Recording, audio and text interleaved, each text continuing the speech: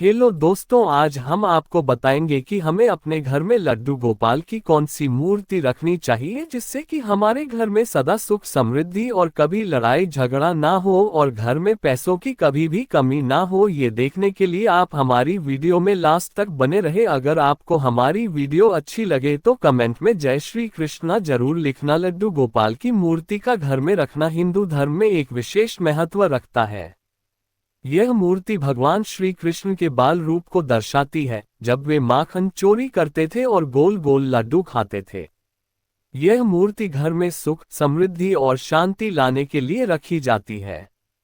आइए जानते हैं कि घर में लड्डू गोपाल की मूर्ति रखने के लाभ, नियम पालन और इसके महत्व के बारे में विस्तार से।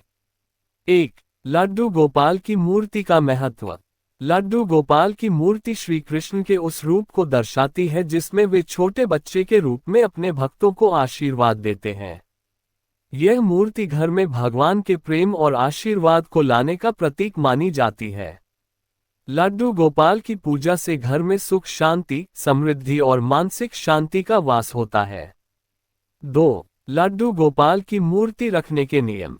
लड्डू गोपाल की मूर्ति रखने के कुछ खास नियम होते हैं जिन्हें ध्यान में रखना चाहिए। स्थान का चयन। लड्डू गोपाल की मूर्ति को हमेशा घर के मंदिर में या पूजा स्थान पर रखना चाहिए। इसे किसी भी गंदे स्थान या रसोई घर में नहीं रखना चाहिए। सबसे उत्तम स्थान उत्तर पूर्व दिशा ईशान कोण होता है।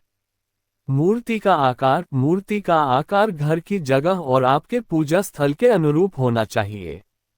बहुत बड़ी मूर्ति रखने से स्थान कम हो सकता है और बहुत छोटी मूर्ति से पूजा में ध्यान नहीं लग सकता।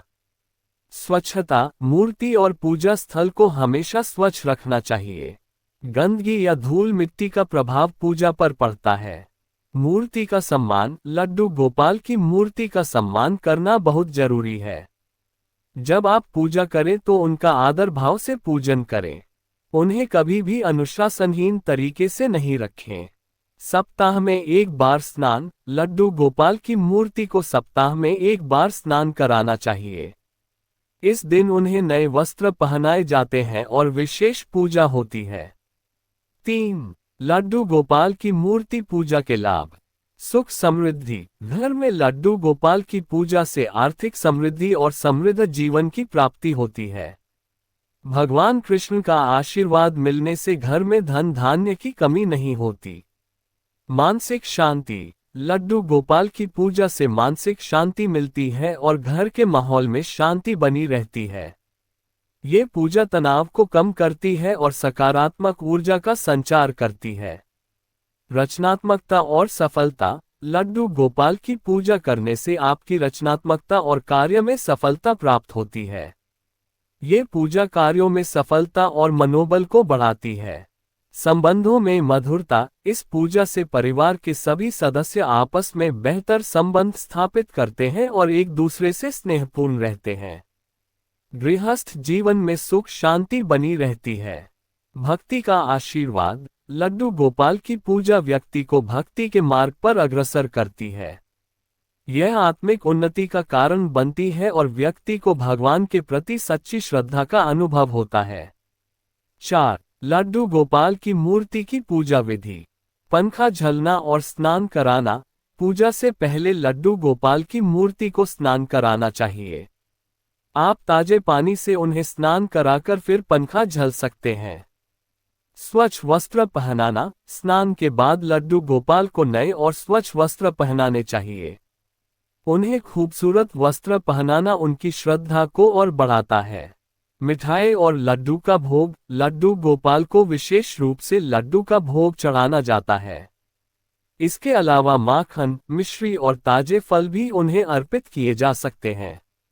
दीप जलाना और धूप। पूजा के दौरान दीपक जलाना और धूप अर्पित करना महत्वपूर्ण है। इससे वातावरण में सकारात्मक ऊर्जा का संचार होता है। भक्ति और ध्यान। पूजा के दौरान भगवान कृष्ण के नाम का जाप करें और उनका ध्यान लगाएं। इससे मानसिक शांति प्राप्त होती है और आत्मिक उन्नति होती है। 5. लड्डू गोपाल की पूजा का समय। रात का समय सबसे उपयुक्त है। लड्डू गोपाल की पूजा रात के समय की जाती है, खासकर रात्रि के 7 से 9 बजे के बीच। सप्ताह के विशेष दिन सोमवार, शुक्रवार और रविवार को विशेष पूजा की जाती है।